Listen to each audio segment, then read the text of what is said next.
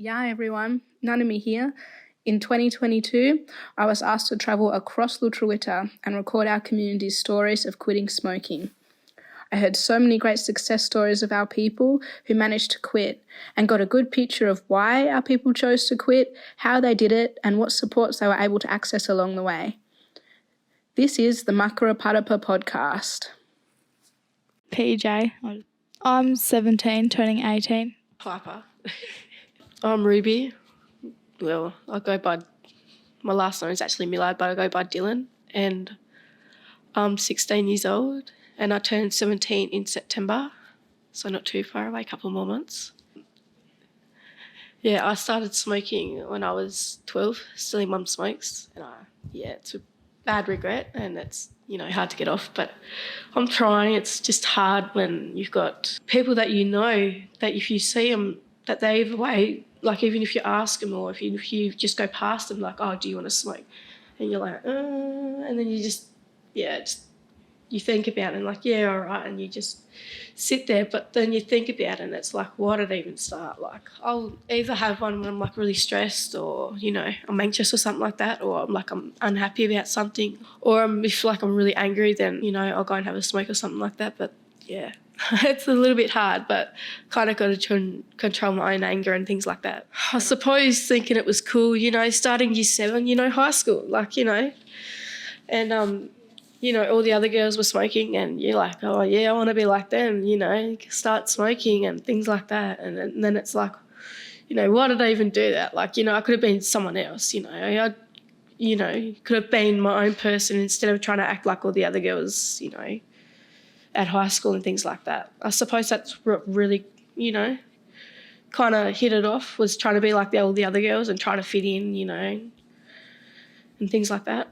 Well, I first had my, so I've grown up with my parents, my whole family smokes. So I just one day my brother just asked me if I wanted a drag and that was 10 years ago when I was 7, which was bad.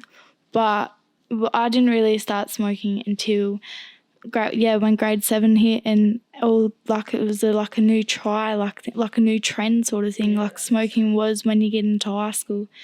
And then, so I smoked now and then, but I didn't start full-on smoking until grade 9. I just used to smoke at parties when I was drinking. I used to smoke a lot, and then more as now my parents know that I smoke and it's bad, but I have more of a lenient way to smoke now because my parents know, so I smoke more than I was before, which is stupid because I actually don't even know why I actually smoke. I try to give up the end of last year, and then when I was hanging out, I had a boyfriend and it just went back downhill, started smoking again, and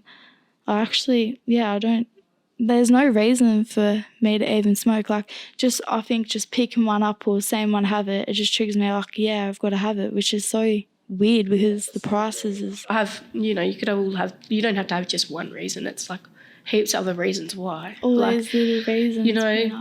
My older brothers, the ones the oldest ones, they smoke, and then Mum smokes, and then Dad used to smoke when I was younger, so I kind of grew up around it. And then my uncles and that smoked, and it's the same with the drinking as well. It's pretty much the same.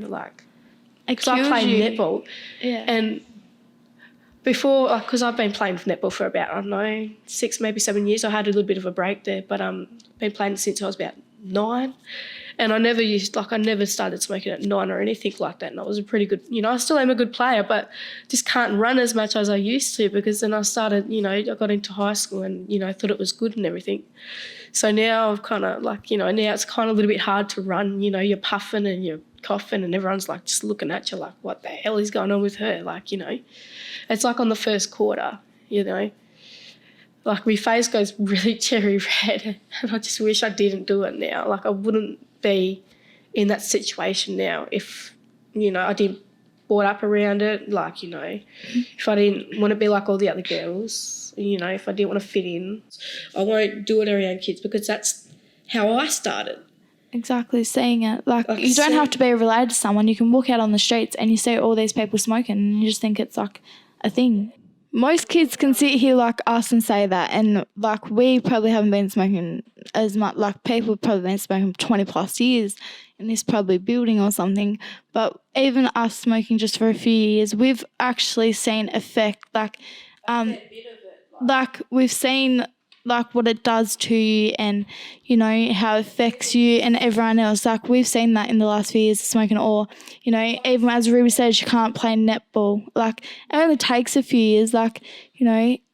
Well, I want to reduce my smoking from like about 6-7 smokes a day, which ain't that much than what I used to at least like, you know, at least like 3 or 4. Like, I can't like, and maybe that will change. Like, I might be on 3 or 4 for like, you know, probably a month or 2 or something, and then that might reduce down to 1 or 2 a day. Like, when people say quit ads on straight away, they think, well, have them like, you know, pack as many smokes as you smoke, and then next day have none at all.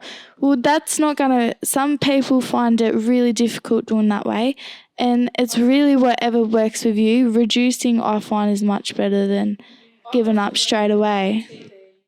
Thanks for listening to the Makara Patapa podcast, a podcast series by the Tasmanian Aboriginal Centre with support from Public Health Services Tasmania.